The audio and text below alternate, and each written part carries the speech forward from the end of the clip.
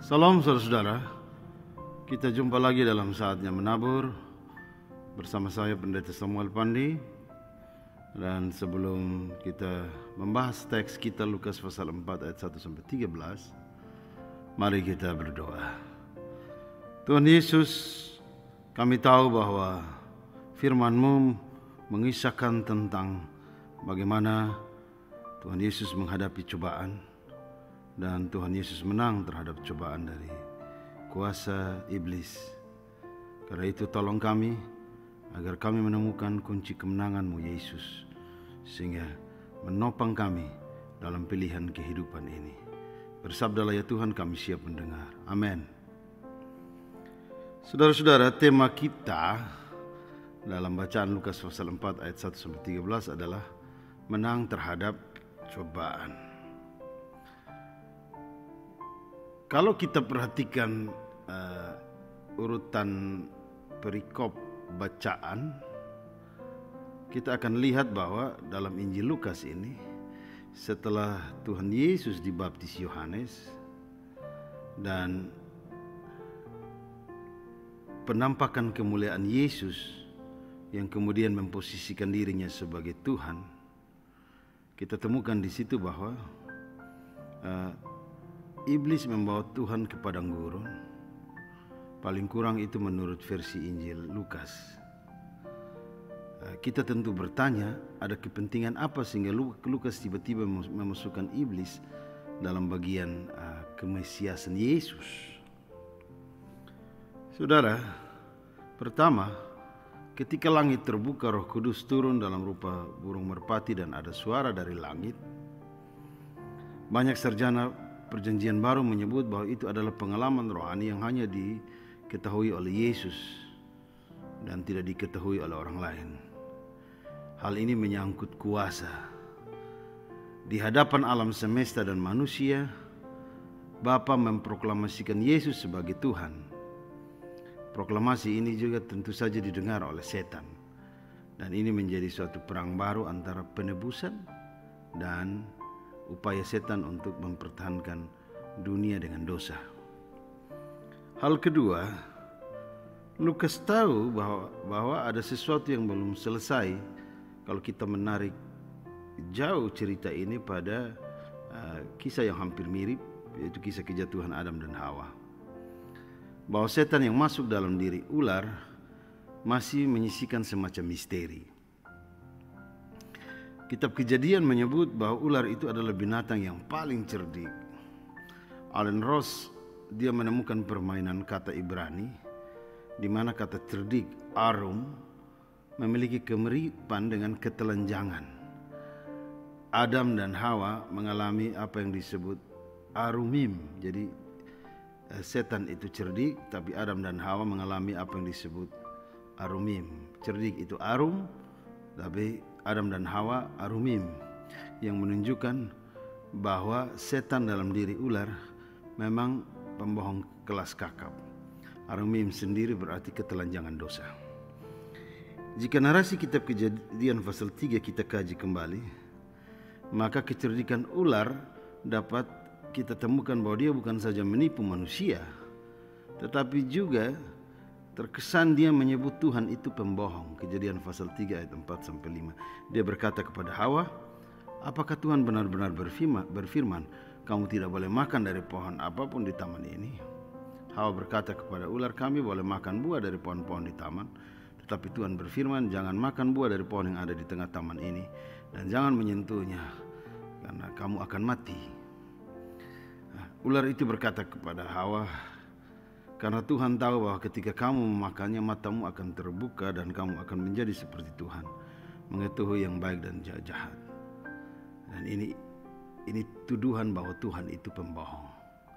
Dan saudara tahu bahwa memang benar mata mereka terbuka ketika memakan buah itu. Tetapi justru mereka menemukan diri mereka dalam arumim. Jadi arum kecerdikan ular menghasilkan arumim ketelanjangan akibat Adam dan Hawa memakan buah itu, ketelanjangan dosa.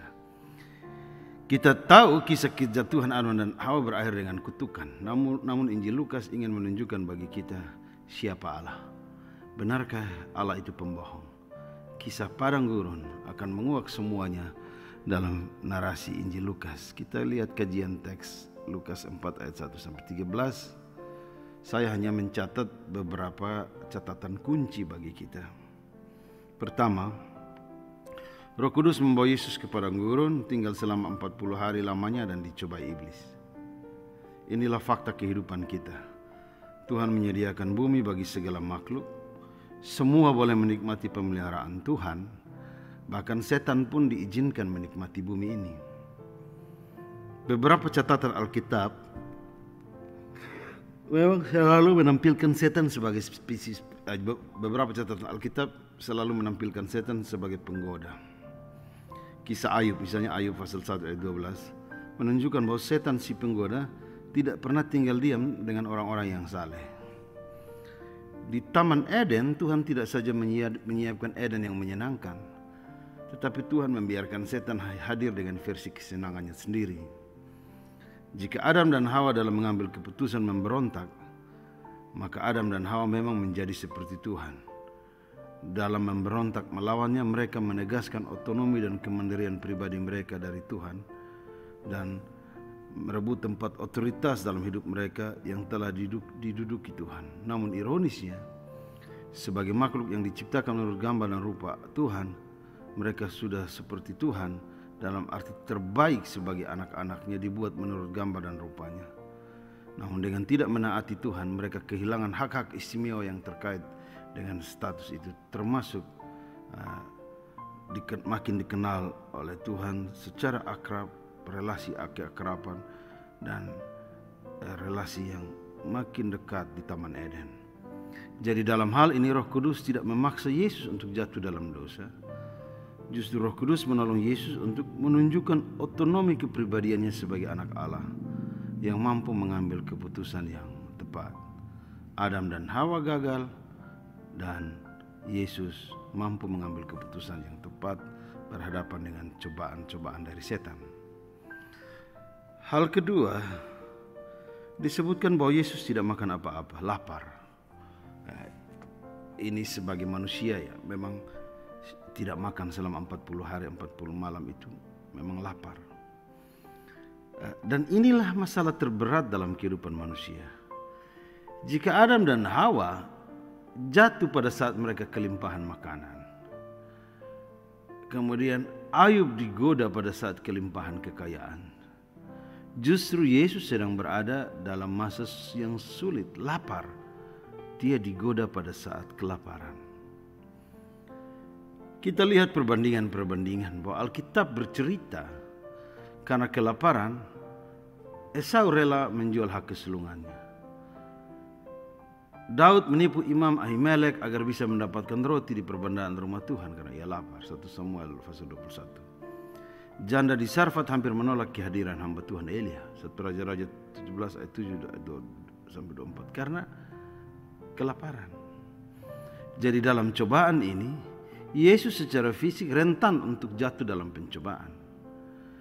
Kehidupan ini butuh daya tahan, dan serangan daya tahan manusia ialah soal kebutuhan hidup. Orang akan pakai prinsip, apapun pikirkan dan selamatkan hidupmu saat ini, esok kan kesusahannya sendiri. Apakah kita menyadari maksud Injil Lukas? Rupanya Injil Lukas hendak mengatakan bahwa kejatuhan manusia bukan hanya karena godaan, tetapi juga suasana, keadaan, kondisi bisa membutakan mata kita. Kita tidak kuat melawan setan yang cerdik, arum itu, sebab kita lebih suka jatuh pada arumim, ketelanjangan dosa. Yang penting resikonya dari belakang, yang penting kita lapis dulu, kira-kira begitu. Catatan ketiga, ciri kebohongan setan itu ialah selalu menggugat apa yang paling kuat dari diri seseorang. Jika engkau anak Allah, dari mana ia tahu bahwa Yesus adalah anak Allah? Saat usai baptisan, suara dari langit, suara dari Bapa telah menyampaikan, engkaulah anakku yang kukasihi, kepadamulah aku berkenan. Setan tahu itu. Dia tahu kekuatan Yesus sebagai anak Allah. Dia mencoba melihat sisi kuat itu untuk menjadikannya sebagai pintu masuk untuk mendapatkan sisi lemah dari Yesus. Jika engkau anak Allah, ubahlah batu ini menjadi roti. Banyak teolog Perjanjian Baru menyebut bahwa ini adalah godaan ekonomi. Namun merujuk pada sejarah Alkitab, kita juga melihat bagaimana tokoh-tokoh iman jatuh karena soal kebutuhan makan dan minum. Abraham menyangkali Sarah hanya karena kelaparan di negeri Mesir. Menjadi satu cerita yang cukup memalukan. Kejadian 12 ayat 10-20. Anak-anak Israel bersungut-sungut karena kepanasan padang gurun, dan mereka merindukan Mesir sebagai negeri yang ideal meski hidup dalam penindasan. Bangsa-bangsa bergumul dengan kelaparan, kasus busung lapar atau stunting karena kekurangan gizi. Ubahlah batu menjadi roti. Iblis menipu Tuhan. Dia sedang menuntun Yesus agar hanya belajar memikirkan diri dan kebutuhan sendiri. Dan Tuhan menjawab dengan enteng, manusia hidup bukan dari roti saja. Narasi kitab Lukas menekankan sebuah ejekan. Kata Yunani untuk jika, menunjukkan ketidakpastian, padahal setan tahu Yesus itu Tuhan. Setan menggoda kesetiaan Yesus sebagai anak Allah dalam kondisi yang lemah. Apakah Yesus bisa menuntaskan puasanya yang intinya menggumuli panggilannya bagi keselamatan seluruh bumi? Dan jika Yesus gagal, maka penebusan pun gagal. Dalam hal ini ejekan setan dibalas dengan ejekan lain oleh Yesus. Kutipan firman Tuhan, Ulangan 8 ayat 3, manusia bukan hidup dari roti saja. Jika Adam dan Hawa jatuh di lumbung makanan, godaan terhadap Yesus terjadi di padang belantara yang kekurangan. Dan Yesus justru melihat kekayaan firman Tuhan melebihi makanan. Taat pada kehendak Tuhan sungguh memuaskan jiwa daripada sekedar memuaskan fisik. Yesus menegaskan kepercayaannya kepada Bapanya dan membuktikan dirinya sebagai anak Allah yang setia dan taat. Catatan keempat, saudara. Pencobaan pertama gagal. Ada yang kontras dari cara Injil Lukas bercerita. Sejak awal Yesus dibawa ke padang gurun oleh Roh Kudus. Setan yang gagal dalam pencobaan pertama justru sekarang berdiri menentang Roh Kudus dengan membawa Yesus ke suatu tempat yang tinggi. Saudara, cobaan itu selalu memiliki level yang jelas. Cobaan kecil, sedang sampai besar. Level-levelnya akan ada dalam kehidupan yang kita alami ini. Jangan kira satu godaan membuat saudara luput, lalu saudara akan bebas melangkah. Selalu ada cobaan kedua dalam hidup ini. Setan tanpa malu-malu menunjukkan seluruh dunia kepada Yesus, dan tanpa malu-malu berkata bahwa seluruh dunia dan kuasanya telah diberikan kepadanya. Jika Yesus menyembah Dia, maka seluruh dunia akan diberikan kepadanya.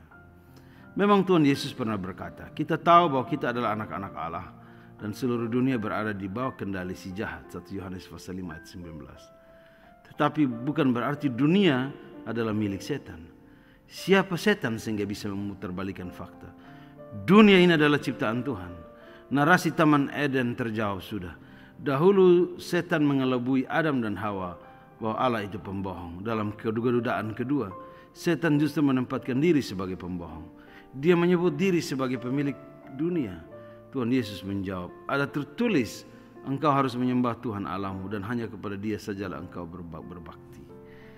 Saudara, ini adalah jawaban dari seorang manusia yang memiliki kepribadian mandiri dan otonom dalam hal iman. Dia tahu bahwa kekuasaan dan kekayaan dunia tidak bisa didapat dengan instan. Yesus telah mematahkan kutuk dosa. Ia berbeda dari Adam dan Hawa yang tergoda dengan kekuasaan yang mengarah pada kebinasaan. Yesus mengubah pola pandang manusia. Hidup ini adalah pilihan. Memilih semua hal dan kehilangan identitas sebagai anak-anak Allah, atau memilih menjadi anak-anak Allah meski kehilangan dunia ini. Ini dikembalikan kepada kita. Catatan kelima, akhirnya datanglah godaan ketiga. Datang dengan dibalut pesan spiritual yang indah. Yesus dibawa ke Yerusalem, pusat kota spiritual dan politik. Setan memilih tempat yang paling kudus, bait Allah, dan pada lokasi yang paling tinggi, yaitu hubungan bait Allah. Sekali lagi setan mengejek Yesus. Jika engkau anak Allah, jatuhkan dirimu ke bawah. dari bubungan. Dalam bahasa Yunani ditulis kata Pterogoen, titik tertinggi dari bait Allah. Dan Yesus diminta melompat untuk membuktikan apakah Bapa akan menyelamatkan dia atau tidak.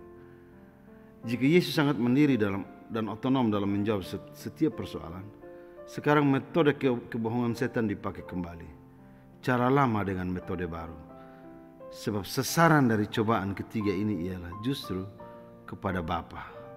Saatnya Yesus harus membuktikan kata-kata Bapa yang mengatakan bahwa Bapa sangat mengasihi Yesus. Inilah spiritual yang dangkal, sebab manusia seringkali mengambil jalan sendiri untuk menguji Bapa. Kita biasa bilang, tahu ini sebenarnya teologi Tuhan pakai atau teologi pakai Tuhan. Sering tidak sadar dijalankan oleh orang-orang percaya. Dalam hal ini saudara, saya dan saudara harus diminta berani mengatakan tidak pada pencobaan. Ya, jadi kalau ada tahu lubang sili, kalau tahu ada kejahatan lebih baik mundur. Jangan suka beri diri untuk dicobai, apalagi memaksa Tuhan menolong untuk sesuatu yang harusnya tidak kita lakukan. Dan sekali lagi Yesus berkata, jangan engkau mencobai Tuhan Allahmu. Saudara, sejarah penaklukan manusia oleh kuasa setan sering terjadi setiap waktu. Tapi tak pernah setan berhasil mencobai Tuhan. Dan setan tahu itu. Sebelum keganasan murka alam menghabisinya, ia lebih baik mundur. Dia kira sejarah Taman Eden akan terjadi kembali. Dan kutukan itu akan dicabut bagi dia.